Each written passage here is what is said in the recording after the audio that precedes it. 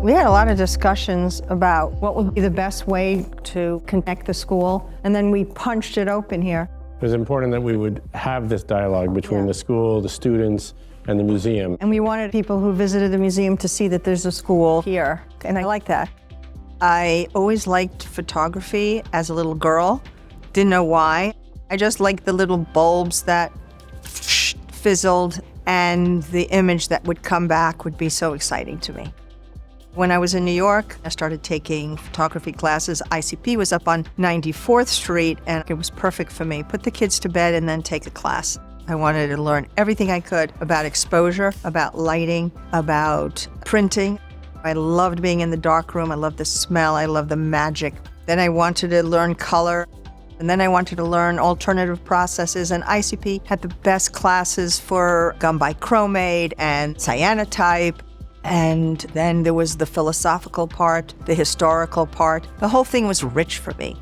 And I became very involved with ICP because it gave me now a huge range of talent that I could actually put forward to sending a message. And I don't think I could have done it without having the background. And I've been taking classes, still do, and that's going on like 40 some odd years. When I started going to ICP, which was on 94th and 5th, there was a looming large character named Cornel Kappa. And he founded ICP for these photojournalists like his brother, Robert Kappa, who are putting their lives on the line to tell a story. In those days, not one museum considered photography an art. And Cornel saw that first.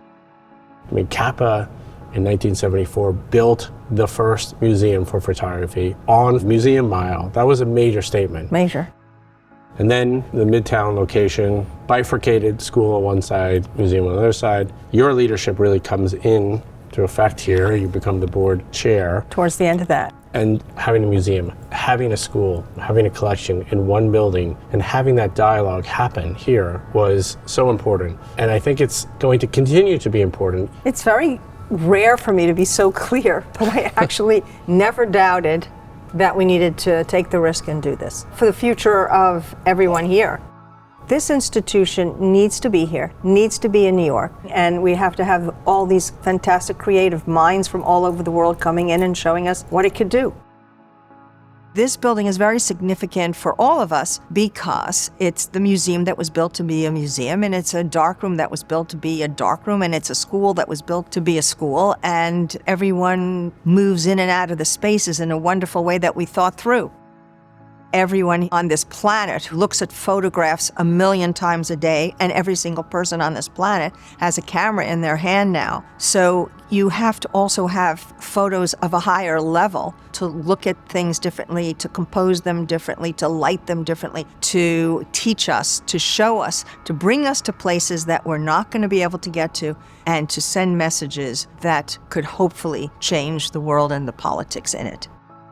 And I wanted actually my kids and my grandchildren to know that I focused on one thing and maybe made a difference.